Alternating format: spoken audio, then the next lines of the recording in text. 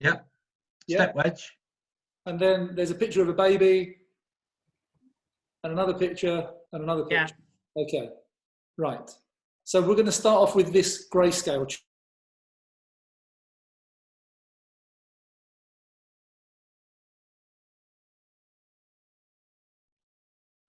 You've muted Pani. Yeah, I'm muted.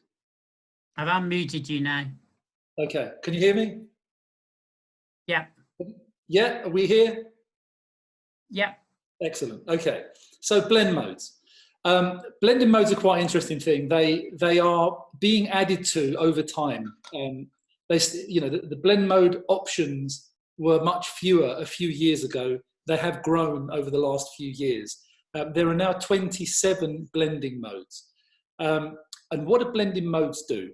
Well, they give our layers a lot more power, a lot more options, and a lot more possibilities. Now, what we're going to do today is just scratch the surface. It is a very, very deep subject. We're going to go through the different groups of layers, what they do, how they work.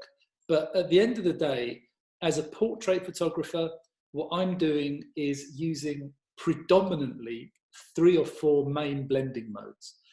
So that's what I do, that's what I use day to day, but it's really, really useful to know exactly what's what. So the blending modes apply not just to layers. So can everyone see the layer panel here? The layers panel? Yeah. Yeah, okay. So when we have a second layer, the option, so let me just throw that away. If I'm just on there, if I'm just on one layer, there isn't the option to do anything on a blending mode. The minute I click onto a second layer and activate it, then I've got the option of changing the blending modes. Okay, so I'm just going to use now. The reason why I've got a grey card here, which goes from white to black. Now, hopefully, if you can see my screen, there's the info panel on the top right-hand corner, and I've got the marquee crosshairs activated. So as I hover over the white area, you can see the RGB value up here is 255. And as I go darker, that value decreases until eventually we come down to the far end where it goes to 0, which is complete black. Now, this is actually quite important. And if you remember the dodge and burn layers that we talked about last week, I use the blending mode that enables me to do things, to make things look a little bit darker, but without going completely black, or make them lighter without making them go completely white. So that will come to light as we're going along. Now, these blending modes here apply to a layer, but if I press B for brush, they also apply exactly the same thing with a couple more actually. There's behind and clear, which we won't talk about today, but that's just a couple of different options. The blending modes apply to the brush as well as the clone stamps. If I press S for clone stamp, yeah, this has also got the blending modes up here. Yeah, so we'll go through the blending modes now and explain what they do. But firstly, when we're talking about layers, we've got the background layer usually when we open an image. That's the base layer. It's the original color or the original tones of the image. Then we have the blend layer, which is the one on top. And once we apply a blending mode, we then get the result. So we can see what that does. Yeah. Now, as you'll see here, what I've done, I've got the background layer and duplicated it. Because quite often, if you just have a plain grey layer and you apply a blending mode to it, nothing happens. Yeah, nothing happens with a plain grey layer. But if I've got the original layer duplicated and I change the blending mode, you can see it's changing. Now, what's happening with these layers? Well, firstly, let's see the way that the layer groups are grouped. So at the very top, we've got normal. That's basically no blend at all. That's just, you know, this layer, the background copy layer that I've got here, is just an exact replica of the background layer. The dissolve feature, when I click on it and I've got it at 100% opacity, nothing happens, okay? But as I drop the opacity, I get this sort of, well, actually I'll do it with this layer because it's more visible. As I drop the opacity on dissolve, what happens is you get this speckledy, dithery kind of random dots, just to allow the image beneath to appear, okay? Right, so going back to the groups, we've got normal and dissolve, that's one group. Then we have the darken group. So it's darken, multiply, color burn, linear burn, darker color is all one group, okay? Everything that's done within this group is to darken the image. Then we have the lighten group. So it's the exact opposite of the darken group. So you've got darken there, you've got lighten there, you've got multiply there, screen there. So where that darkens things to a given amount, that lightens things in exactly the same way. And then instead of having color burn, we've got color dodge. Instead of linear burn, we've got linear dodge. And instead of darker color, we've got lighter color. So the lighten group is the exact opposite of the darken group. We then have the overlay group. This is the contrast group, okay? So this group here, what it does, it's a combination of the darken and lighten. But what it does, it lightens the light areas and it darkens the darker areas. So if I just click on there and click on overlay,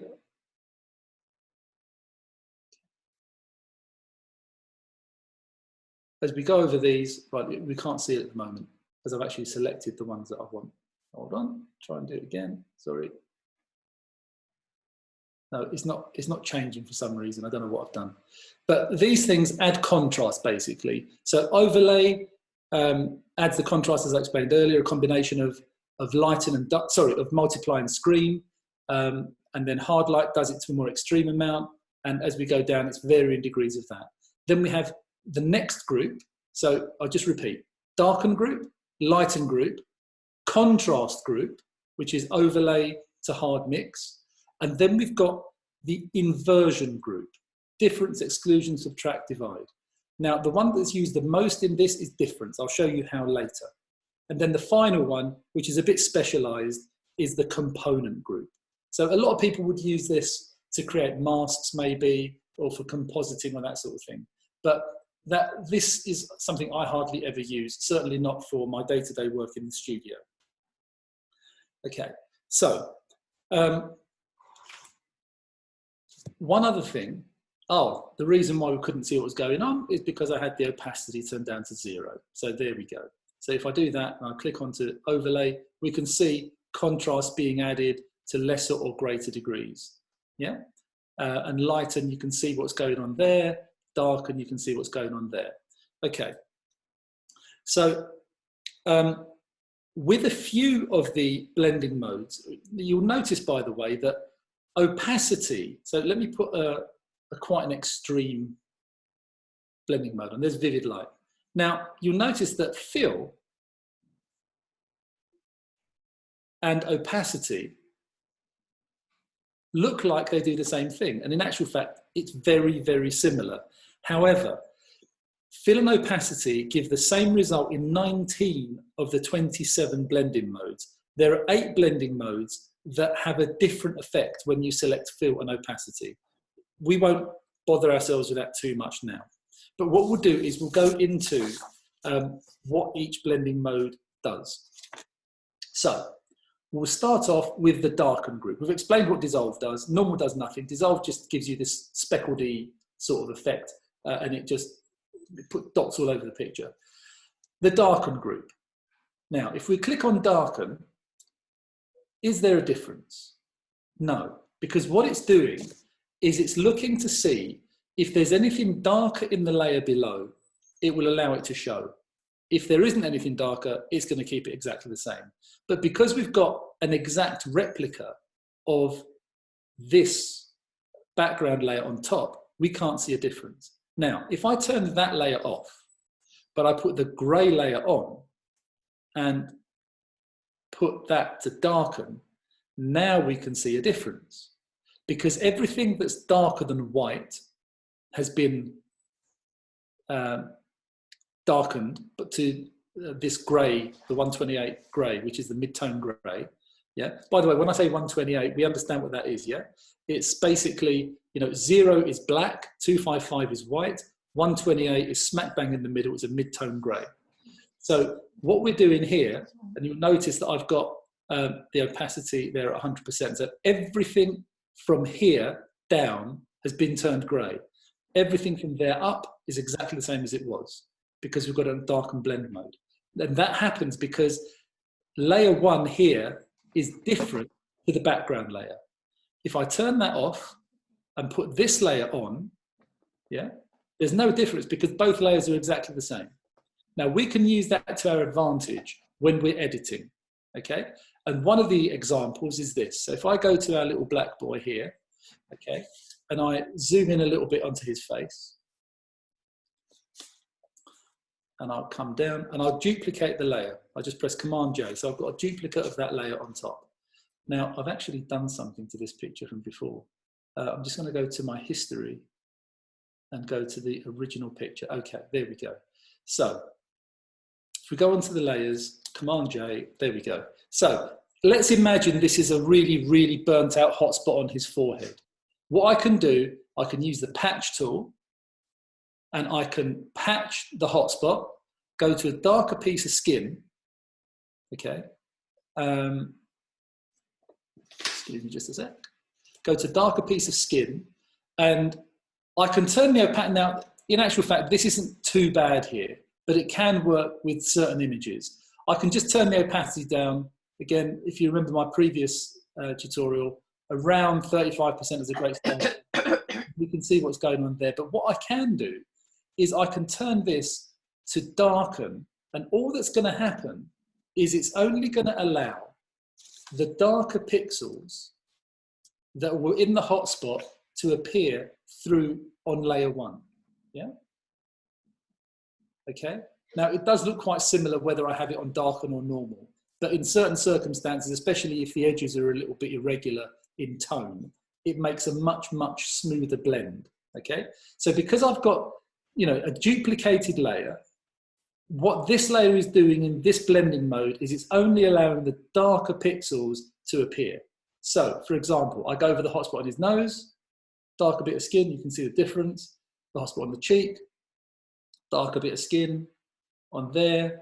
So we can see now that those hotspots have been taken out, and it's only showing the darker pixels in the image. Okay, so that's the dark and blend mode. Okay, so here, because the images are exactly the same, there's no change. But if I was to use the patch tool and do this, you can see things have started happening because there's a difference between the top layer and the bottom layer. Yeah? Okay. So any questions so far? So which of the darken modes would you use for removing hotspots? Darken. Yeah? Not multiply. Not multiply. To remove, right, we'll come into that. Let's just work through them and save those questions for the end. Okay? Now, so darken only looks at the difference between the top layer and the bottom layer and shows you the darker pixels. Okay? Now, we now come to the next one in the darken group. So this is the darken group, and you can see, if I click on there, you can see these lines, yeah, here, that separates the darken group from the lighten group, from the contrast group to the I've forgotten, the inversion group, and then finally the component group. You can see they're separated. Whether I use that, or if I go into the brush tool and I click on here, they're all separated in the same way. Okay, so the next one in the darken group is multiply. Now look at the difference now. What we've got here is we've got exactly the same image. Okay, it's duplicated, But what it's doing now is really, it's a calculation. Because although we know Photoshop as a photo imaging editing piece of software, what it is, it's a massive calculator. So what it's doing, it's looking at each and every pixel. It's looking, for example, you know, if we were to take the first pixel on the top left-hand corner of the screen, it's looking at its color on the top layer. It's then comparing it with the color of the pixel that is exactly beneath it. And then it carries out a calculation. And the calculation is, you know, if it's over a certain amount, I'll multiply its value. And we know, you know, the values, as we said before, are between 0 and 255. So if it picks out a value of 10, it's got a calculation. It's going to make it, for argument's sake, 30 or 50 or 100. Okay, and that's what it's doing. And not only is it doing it in black and white, but it's doing it for every channel in red and in green and in blue. And that's why we get the color and tone changes. So whenever we click on that, what's happening is it's going through every single pixel on that whole layer, comparing the value of the pixel directly beneath it, doing this mathematical calculation and giving you the result, which is what we can see in front of us. So with multiply, and this is really interesting, you know, we can see that the white, now if again, we're looking at the RGB values in the top right-hand corner now, okay? So if I take that back to normal, we look at that, the white is 255, that's great. Then the next one down is 242, 229. We go to the black, it's 0, fantastic. Then the next one is 13, which just about appear in the print. Then the next one is 26. Now, if we apply multiply, what happens? The white is still 255, the black is still 0, but what happens to the ones in between? Well, that one has gone down to 230 and then 206. Remember this one down here, the next one to the black was 13. What is it now? It's 1. It hasn't gone completely black, but it's almost black. And the next one, which was 26, is now 3. So we can see here that the calculation is making, you know, everything that is apart from white is making it darker, but it's not pushing it beyond the 255, sorry, beyond the 0 to make it darker. Okay, any questions? None yet. Okay, perfect. Okay, so that's multiply. And we can see the effect here. In actual fact, what I've also done, so that we can see it in real life, I've got another picture. There we go. Okay, this is a picture I took with my little waterproof compact camera on holiday last year, or a couple of years ago. So normal, exactly the same. Dissolve, no difference because of the opacity is 0. It's 100%. Darken does nothing because both layers are the same. By the way, both layers there, yeah? So I'm clicking on the top layer. Multiply, that's what's happening. It's darkening it. But if you'll notice that the light areas in the boat down the bottom are still light, yeah? But we can see the effect that it does in real life, okay? All right? Now, so we'll go back to our grayscale. Our next one, so I'll give you the dictionary definition of multiply. It's the algorithm or calculation that multiplies the luminosity of the blend color to the base color, giving a darker result. White creates no change, but everything darker than white gets darker. It's a bit like putting 2 slides on top of each other in a projector, 2 identical slides. Light won't get through the darker colors easily, but it'll go straight through the white. The light areas are completely white. Okay. Just had a question, Pani. I think you're probably going to answer this later. Hi all, do lighten and darken blending modes only work on greys? Lighten and darken works on the difference between the 2 pictures. If you just make a duplicate layer, like I've got here, I've got a background copy, right? If I've got a duplicate layer and they're identical, it doesn't see a difference and nothing changes. But if this top layer has got something that's different on it, a bit like what we did with our little black boy, wherever he is, no, he's here, there. What we did was, by patching the cheeks where it was where it was slightly burnt out by, picking some darker skin to replace the lighter hotspots. It's now detecting a difference. So it's allowing the darker areas to be visible while keeping the light areas exactly the same. Sorry, the other way around. It's making the light areas a little bit darker where we have patched it. Does that explain it okay? Yeah, that was for Aidan, so yeah. Yeah, I hope that that's clarified it. Okay. But by the way, I think like most of us, most of us as photographers, we think in a slightly different way to academics. Yeah. We like to see things being done in front of us. And when we see it, we get it. So the suggestion I'm making is, when we finish this tutorial, just spend 15, 20 minutes, half an hour playing around with the differences of what happens when you put one layer on top of another. Because most of the time, in a studio, in a portrait studio, we're dealing with people, we're dealing with, photos of people. So we're using the things that are pertinent and relevant to our day-to-day workflow, okay? And certainly the darken blend mode and the lighten blend mode I use a lot to reduce hotspots and things like that. So just to give you an example, if I'm going to use the patch tool, okay, and I've still got it set to darken blend mode. If I now imagine this is an older person with bags under their eyes, okay, I wouldn't use darken, I'd use lighten, but just to get the point. If I take this and I patch this bit here, and I go up and find a darker piece of skin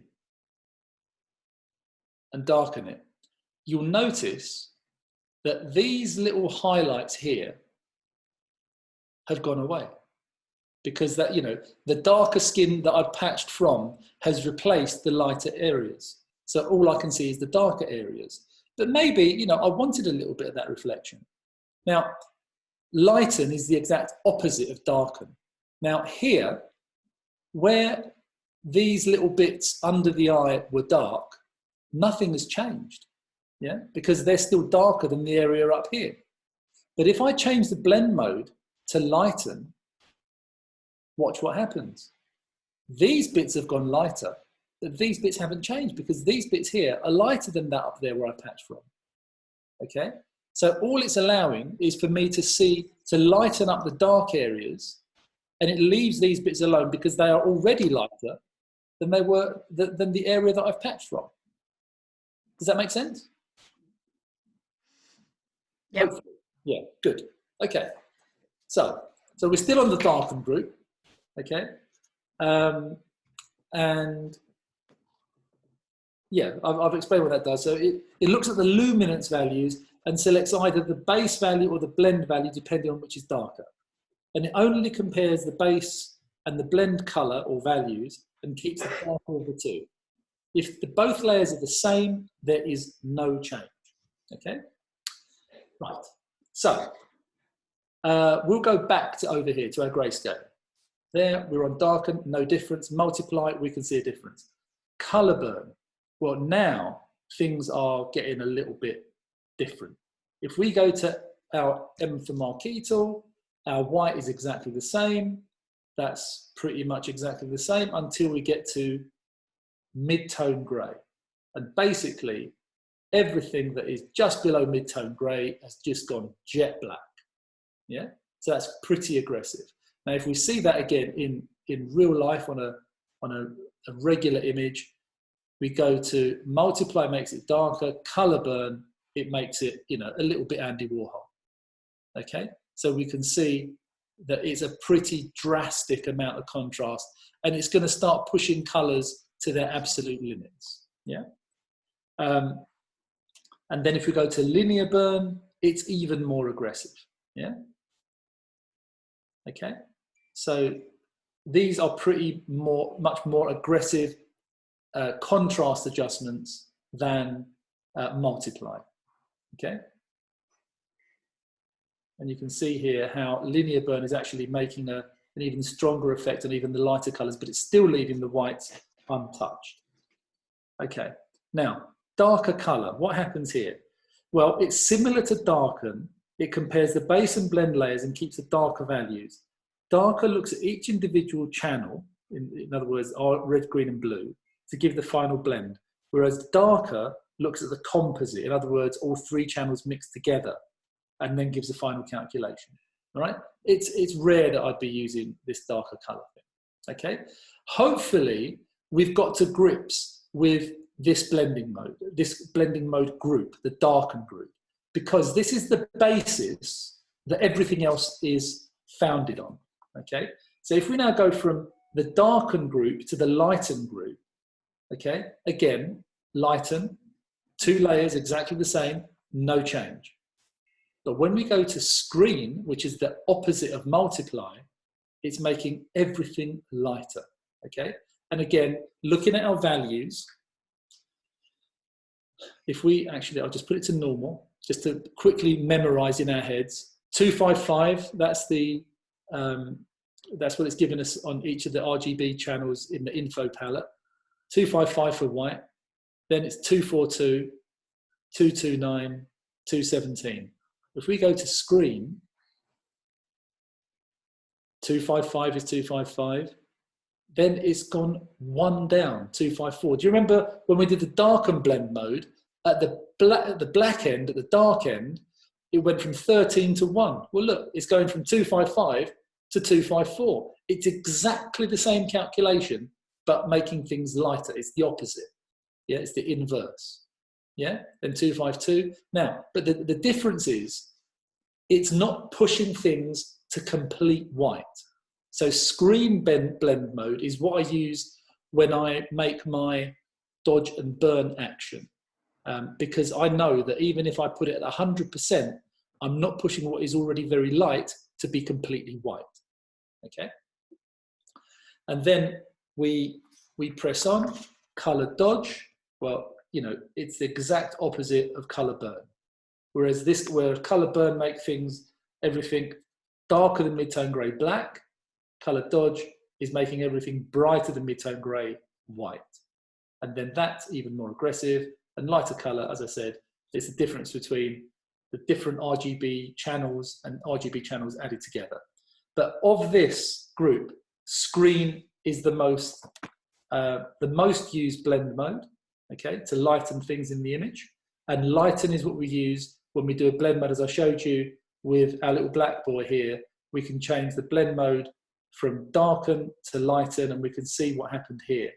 Yeah, which is, it's a great blend mode for just lightening bits of skin, especially when used with the patch tool or with the brush tool. Yeah, so for example, if I've got the lighten, now I know I've patched this already. What I'm going to do, I'm going to throw that away and create a new layer so it's completely fresh. And I'm going to use B for brush. I'm going to select a bit of skin from here. So I'm going to press Alt and press a mid-tone here.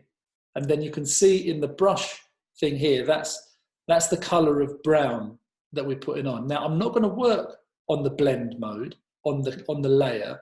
I'm going to work on the blend mode on the brush. So I'm going to put that to lighten. So if I now go over here, well, obviously that's pretty aggressive. I've got the opacity at 100%. Normally I go about 30.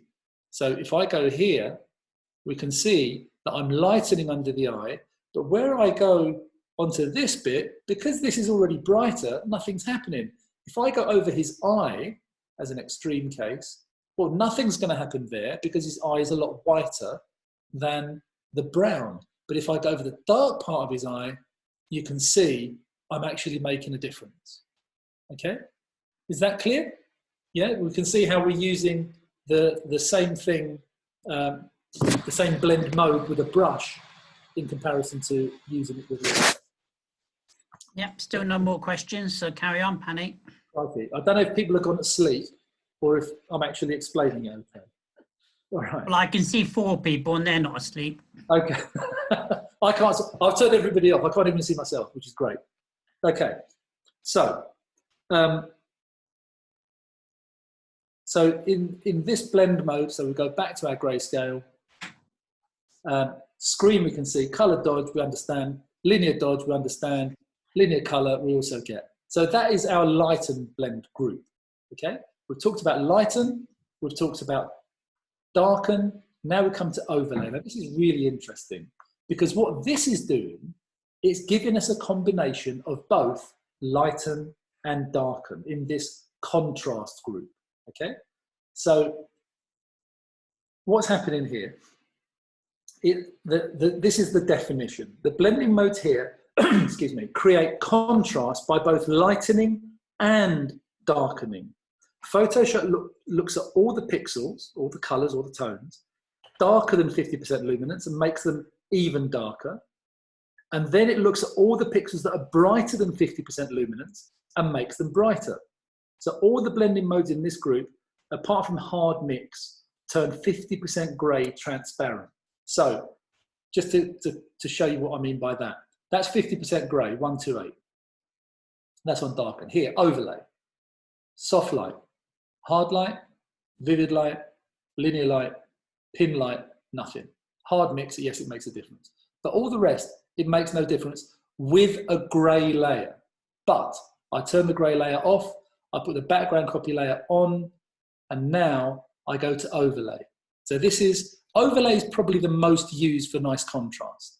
It's a combination of screen and multiply. Screen on the lighter parts of the image and multiply on the darker parts of the image. Soft light, it's a bit less strong. Hard light, getting a bit more contrasty. Vivid light, a lot more contrasty. You can see that everything that's above sort of halfway here is completely white and everything else is completely black over here, but we understand what it's doing. Linear light, even more aggressive. Pin light, now this is much, much softer. Hard mix is just radical, yeah? So it's interesting to see on a grayscale, but let's see what happens on our little picture. So overlay, you can see actually there's normal, it looks a bit flat. Overlay gives it a little bit of punch actually, it's quite nice.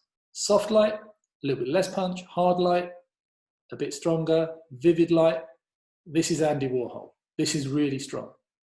Linear light, even stronger. Pin light, much, much softer. Hard mix, it's just completely gone. And you can see, you know, the reds are completely gone. There's no definition there. It's completely, you know, it's completely blocked out the reds and the blues and everything. And there's only a given number of tones you get in hard mix.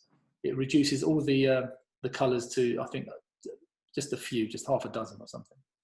Okay, so we can see the effect that the contrast group has on an image. Yeah. Okay.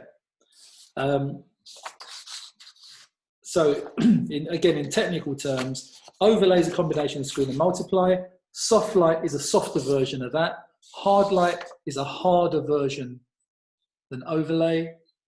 Vivid light is even harder. Linear light is a combination of linear dodge and linear burn. That's that one there. And pin light gives a darken and lighten mode simultaneously. That's that one there.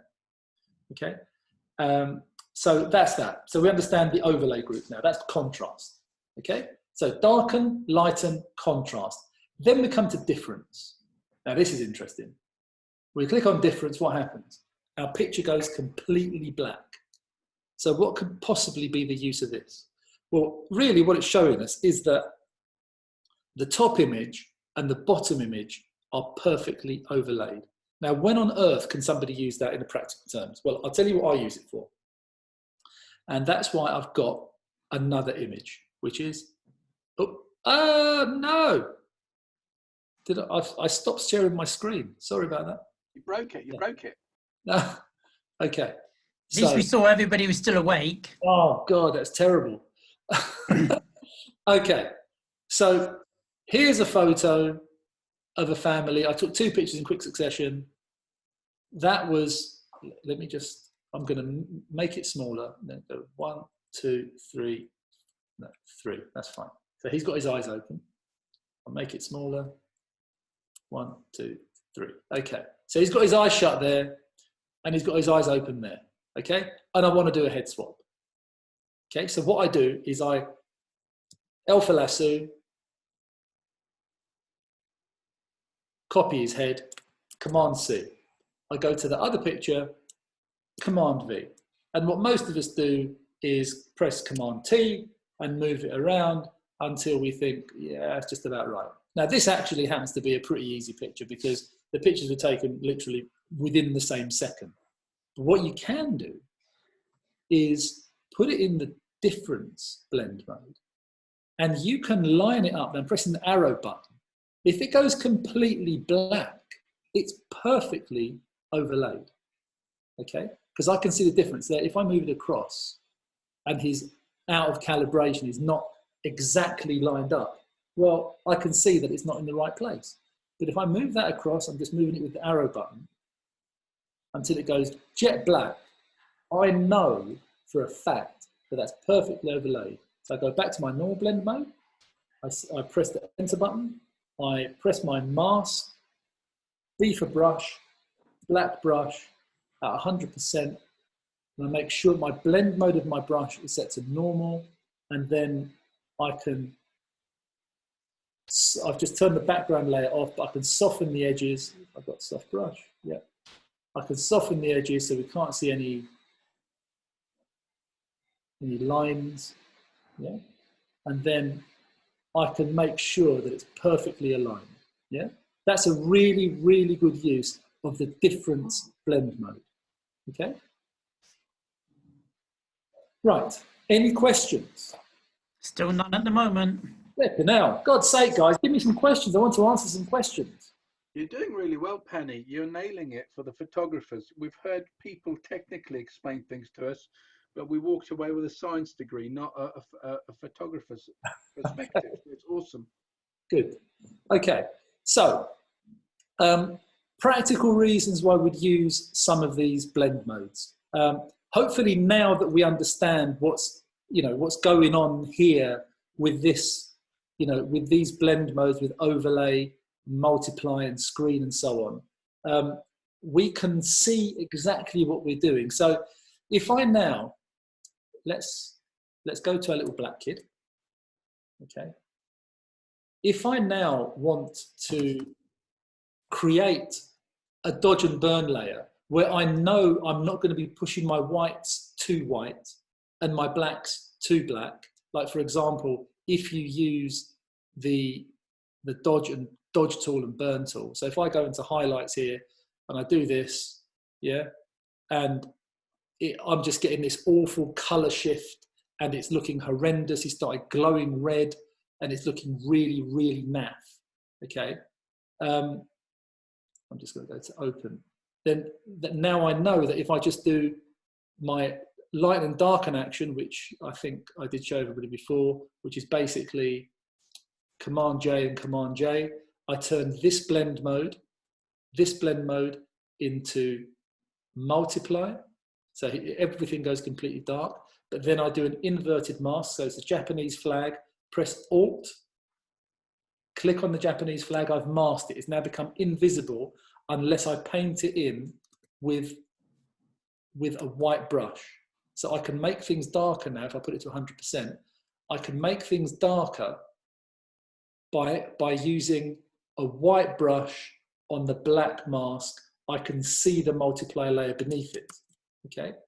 Then I go to the top layer and I turn that blending mode to screen, makes everything lighter, but again, an inverted mask. I press Alt and the Japanese flag, and then I click Shift, click on layer 1, Command G, I group them, and I can see the effect of what I'm doing together. So this one was the multiply layer, so that's darkening. And then this one, as I can see here, is a screen layer, so I'll rename it lighten, okay?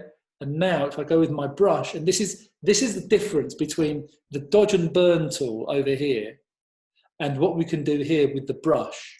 So if I press brush and I turn my opacity down to 10% or thereabouts, if you remember, when we went to this, we did that and we turned out our blend mode to screen at 100%.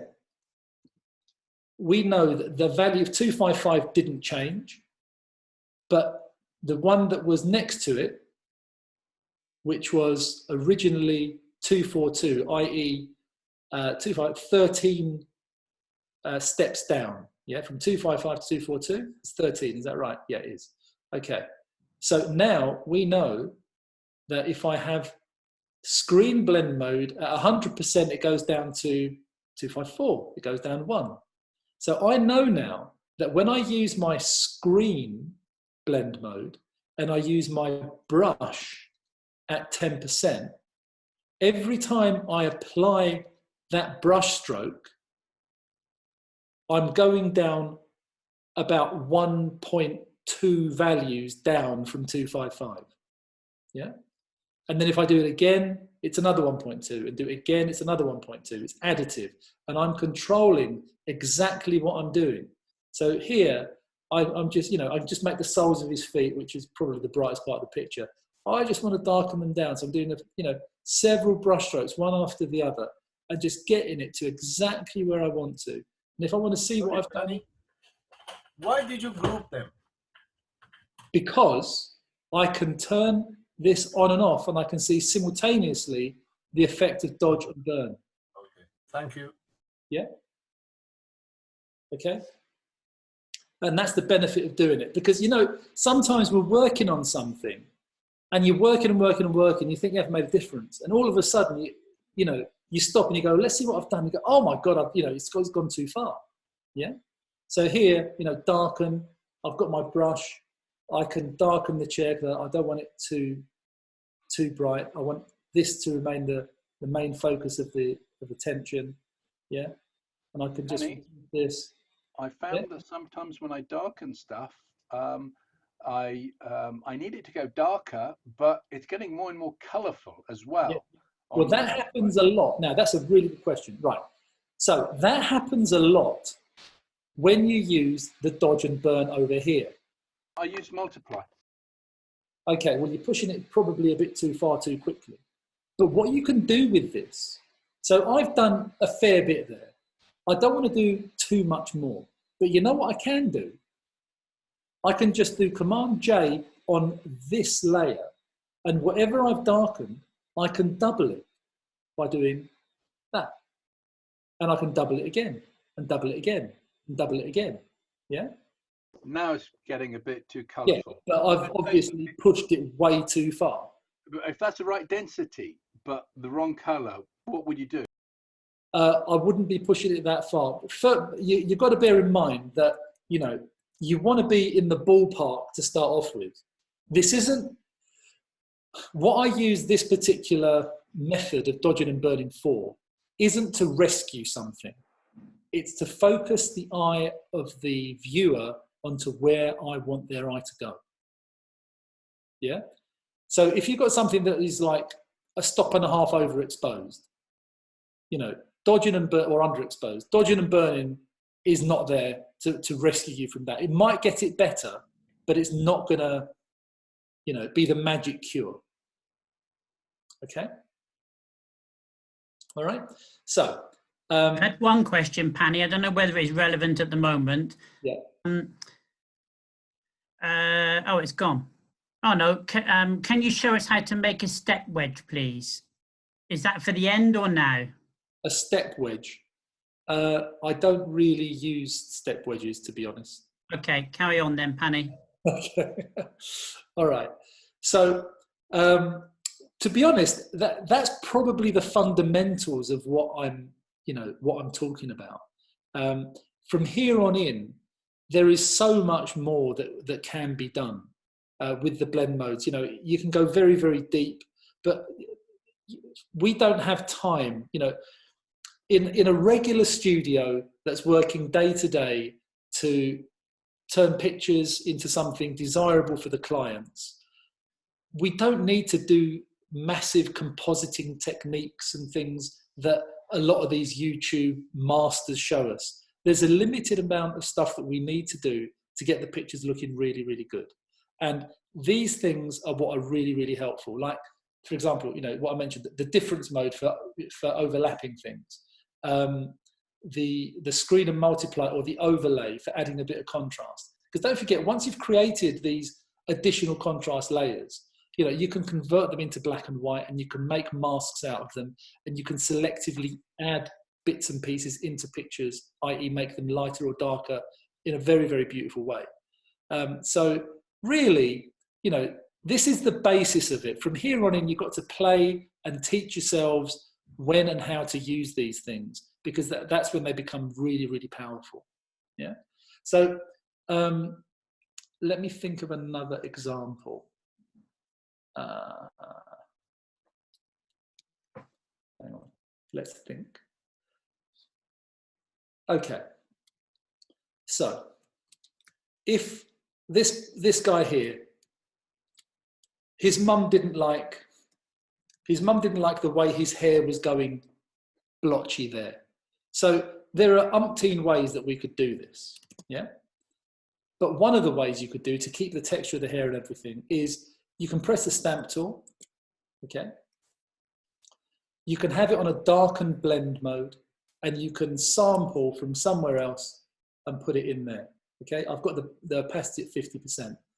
But there, you know, if I was to go over a darker part of hair,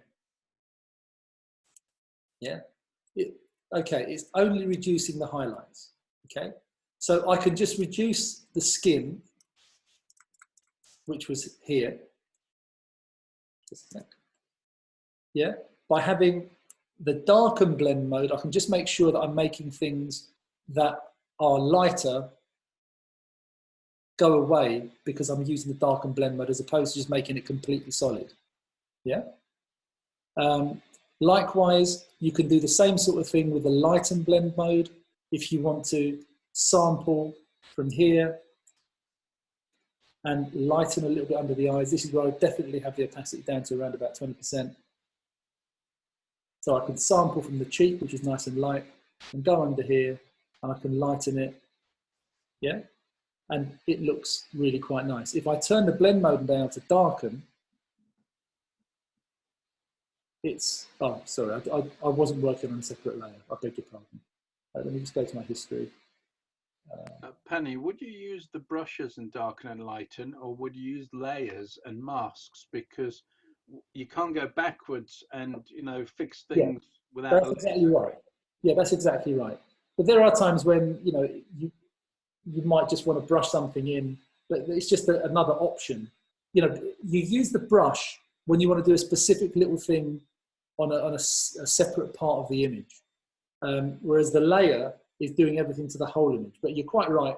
By masking it, you can take things away and add them in at will because you're using the brush. Would whitening teeth be a good one for this? Whitening teeth. Well, I'll show you what I do to whiten teeth. This isn't to do with the with this particular thing, but I'll show you how I do it. So what I would do, I would choose the lasso tool, have it on a low feather, about 3 or 4, depending on the size of the image, of course. Then I'll copy the teeth around here, okay? Copy and then paste. Okay, so it's on a separate layer. And I can see what I've done on that separate layer. And then I go to Image, Adjustments, Selective Color. Then I choose the yellows and I take the black out of the yellows. Okay. It's very subtle. So it takes the yellower parts of the teeth away from the picture. And then I do Command L and maybe lighten it ever such a little bit. Now I might overdo it, okay? But because I'm on a separate layer, I can bring it back. But that's usually about 10%, so 1.1. And that is my typical go-to thing for whitening teeth. And it works really, really well. I know that there are loads and loads of ways to do that particular thing, but this is my method, and I find it works quite well. Yeah, so if I do that again, yeah, alpha lasso, And because it's only picking the yellows out, it's not affecting the reds in the skin. Yeah. So again, copy, paste. So Command C, Command V, and then image, adjustments, selective color, choose the yellows, take the blacks down, say OK, and then Command. If you know what you've done before, so Command L will bring me the lightness window, the levels window up. But if I press Command Alt L, it gives me the exact same values I bought before. And that applies to curves as well. So if you've done a particular adjustment on something and you want to do exactly the same thing, instead of pressing Command L or Command M, you can press Command Alt M or Command Alt L. It gives you exactly the same what you did before. So I say OK to that, and I can see what we've done there, and it's quite pleasant. And this is another one of those things where if you're looking at the pictures, okay, now as I zoom back, they're looking a little, well, certainly the younger kid, his teeth are glowing. So what I would do, and that's the benefit of having a separate layer, I'd drop the opacity to about 60%, and I do the same with Dad. And it makes it very, very subtle, very, very nice. And when you do that for the clients, you know, they think they look nice, and they don't realize why. Okay? So, any other questions? Not at the moment. Okay. Well, I think I'm pretty much there with the things I wanted to cover today on blending modes. As I said, I'm very happy to answer any more questions, but you know, that's pretty much it. It's an introduction to blending modes and seeing what they do, the groups that they're in, you know, like I said, the darken group, the lighten group, the contrast group, the inversion group, and then the component group down the bottom there. And you can see what's happening as I'm running up and down there. You can see all the effects it's creating on the guy's teeth. Yeah. All right. Brilliant. Just a quick question, maybe it's not to do with this, but do you normally leave the background as it is, or do you take it out completely to white? It depends. When I shoot, I've just learned a new technique actually, and it's quite interesting. If I'm just going to do a quick crop. Bear with me.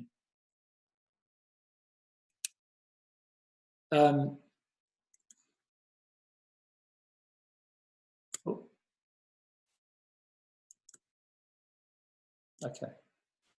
And sorry, I can't see my window. Okay. So this new technique that I've picked up is actually quite nice. Providing everything is lit up nicely. Now, in answer to your question, Horst, no, I don't normally make things completely white. I think it looks a bit too garish. I never light my background directly. I just allow the amount of light that's falling on the subjects to fill in my background. But I don't like all of these things in the background. Now, one of the things I learned is this, all right? New layer, alpha lasso. You can just lasso all the people here. Okay. Because I do like an even background. And then you right click and content aware fill. Okay. So that will get rid of them.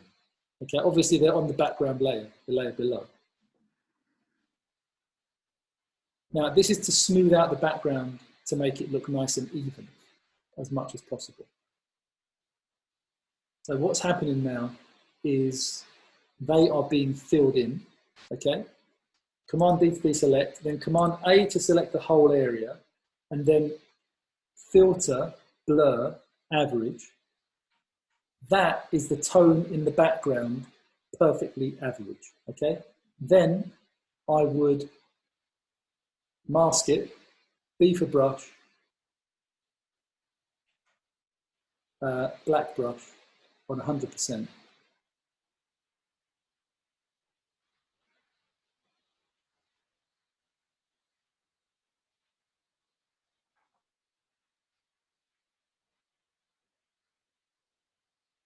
Okay, and it makes the background, it's a little bit artificial, but hey ho.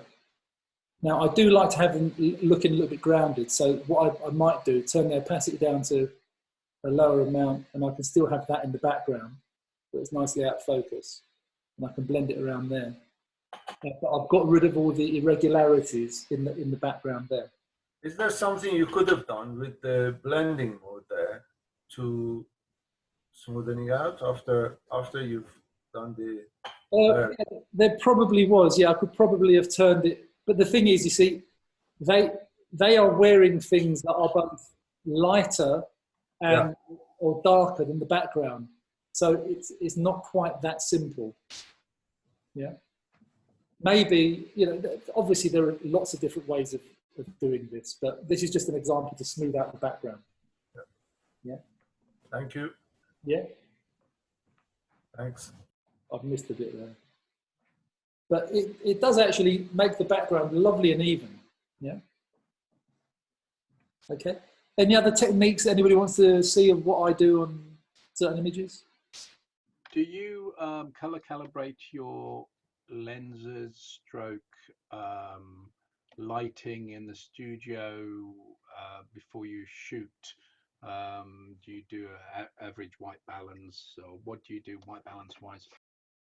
Okay, white balance wise, that's a good question. What I normally do is every month or two, maybe 3, I will just get a grey card and I will aim it towards my main light and take a custom white balance and set my camera to that. The thing is, our modifiers and our lights can have different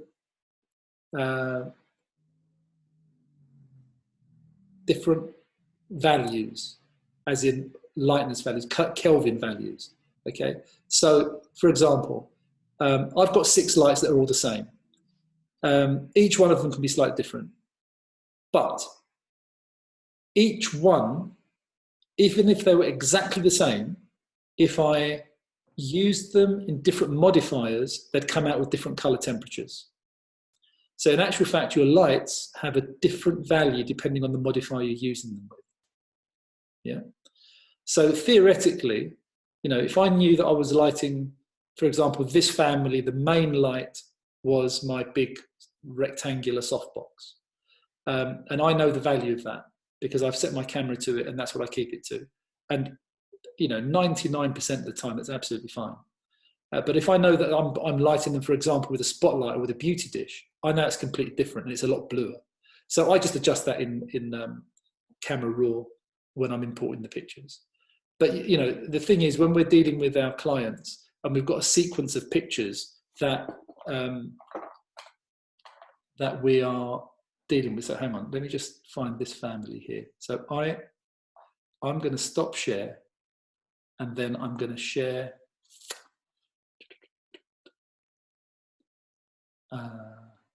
this.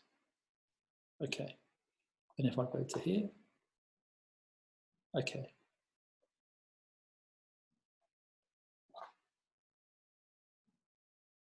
Okay, so when I am, can you all see that okay? Yeah. Okay, so here, for example, in these pictures here, I'm using my main rectangular softbox. In these ones here,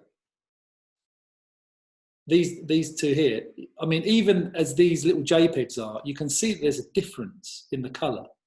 That's because they were lit with a beauty dish, yeah? And you can see there's a difference in the white there, and these would have all been done like exactly the same value. So if I double click that, oh no, yeah, I'll double click that, I'll put it in Photoshop. Okay, now you can't see that, but I'm just gonna go to the, okay, stop share. I'm just gonna go into Photoshop.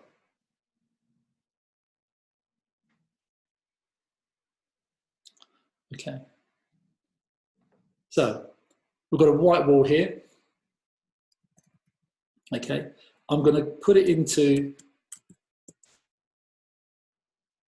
Camera Raw filter. Really, what I would have liked to have had is the raw file. But if I press this button here, can you see this now in Camera Raw filter? You can. Right. look at, now what we're looking at is the difference, yeah? Look at the color temperature and the tint. And I'm just going to select the area here. See how much it changes, if it changes, right?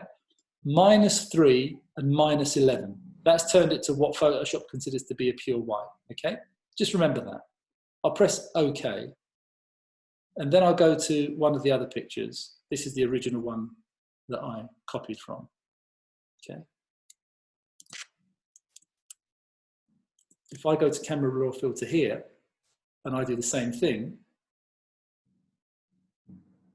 +1, -6, yeah? Theoretically, it's supposed to be the same white. Now, when I put the two pictures next to each other, okay, or if I click from one to the other, theoretically now, the whites in the background should be identical. But you saw the difference in the values, and that was purely down to the modifiers, even though I was using the same lights, the ProPhoto B1. So exactly the same lights. Theoretically, you know, they should be identical, but they weren't. And that's purely because of the modifier. So in answer to your question, Guy, you know, if you want to be really, really accurate, then you'd go around with something like a color checker passport, and you'd set up every light. And if you want to be really anal, set up every lens, because the way that your lens transmits light varies from one lens to another. For example, if you use a 7200, which might have 16 or 17 elements in 11 or 12 groups, with all the different color coatings on each lens element, then that's going to give a particular colored light on your sensor. And that same sensor with the same lights, and you put your 7200 on, sorry, your 85 1.4 or 1.8 on there, which is like 6 or 7 elements in 5 or 6 groups, with much less air to glass surfaces, much less coating, that's going to have a completely different color characteristic. I totally agree with you, Pani. Yeah. I mean, from a scientific point of view, you are absolutely right. Yeah. But the reason why we're asking you as a photographer, from your experience, does it make a significant difference, so much so that you need to recalibrate balance, or a quick adjustment in camera raw should do it? No, for day-to-day work, a quick adjustment in camera raw should do it. Yeah, it's Awesome. as simple as that. You know, because look, you know, we've got a difficult enough task. If we were shooting professionally and we were doing a catalogue, and we wanted to make sure, for example, that all the materials came out exactly right, then you'd be doing a color checker passport for each and every shot to make sure that the tones of the materials of, you know, each outfit is exactly as it should be. And that will take into account your lens, your sensor, your lights, and your modifiers all in one go. But we can't afford to do that because we just simply don't have the time. Yeah. Awesome, thank you. Yeah. No more questions at the moment, Pani. That's it. Okay. Well, hopefully that was of use. Very much so, thank you. If you want to start sharing the screen a minute, Pani. Yeah. There we go. There you go to everybody. So if you all unmute yourselves, if you've got any questions for Pani, or if not, we'll let Pani go. Thank you, Pani. Great. That's a pleasure. Thank you for everything, Pani. Absolutely brilliant as usual. Thank you so much. That's all right. Hoss, how you doing, mate? Not bad, thanks. Just came back from cycling. Sorry, I was a bit late. That's why. I think you need a color balance. Look, it's still from here, mate. It's Yeah, terrible. exactly. 20 miles. Yeah. On the push bike or motorbike, Hoss? Push bike, push bike. What happened to your hair? It blew your hair off, did it? You look at that. What's he done with his hair? My wife. His wife took a lawnmower at it. Yeah. You should get her to take her footprints off your shoulder. Selena, do you want to unmute a minute? Janet and Sue? I think they've just left their computers and gone. Yeah. Awesome, guys. Are there any I more haven't things left my today that you computer know of? off. I just tried to be quiet in the background. Thanks, Very Penny. That's all right. It's a pleasure. That's right. I was going to ask Selena if it was because Selena actually asked for this particular workshop, and I was just mainly asking if there was any more questions from her for you, Pani. That's all. Yeah, that's fine. Are there any meetings today, Zoom meetings, of anywhere else that you know that's on the schedule, like Ronan or anything like that you know of? I didn't get all of that. Are there any more meetings, Zoom meetings out there today by other organisations of note that we might want to look at? Do you know, guys? Don't know. I'll be honest and say I'm only concentrating on us, Guy. I haven't got a clue. No, I'm saying there's other meetings, like there was a Texas school and a few from Ronan, but Yeah. just I can't help. I don't know whether anybody else knows, but I can't help on that. No. awesome. Danny, was that all right? You're muted. It was all white. All white. There was some black in it as well, but some all white. Right. Danny's not answering us. Can you hear us, Danny? He's gone. He's not. He's not. Says he's muted. He's on the sofa. He's muted. Yeah. I can't be bothered to get up. He's not enough. Show us your legs, Danny. He did. Just your legs, nothing else. I apologise, it had muted. Yeah. No, it was very good. I really like the one with the difference where you lined up the two images. I'd never thought of that. That was really great. Yeah, that Thanks. worked quite well. Yeah. If nobody else has got any more questions, then I'm going to say a huge thanks to Pani again. I think, as you all know, he's got this way of being able to explain things to us as photographers, and I think, as Guy said, not as scientists. It's so enjoyable, Pani. It really, really is. Good. And I think that we all learn so much from you. So a huge, huge thanks, Pani, on our behalf. Pleasure. I'll chat to you about the next one. Okay. All right then. Thanks, guys. Thanks for putting up with me for a bit longer. All right. All right. Thanks a lot, Thank you. everybody. Speak to Thanks you a all lot, soon. Penny. Selena, Cheers. Jay. It's there, isn't it? Right.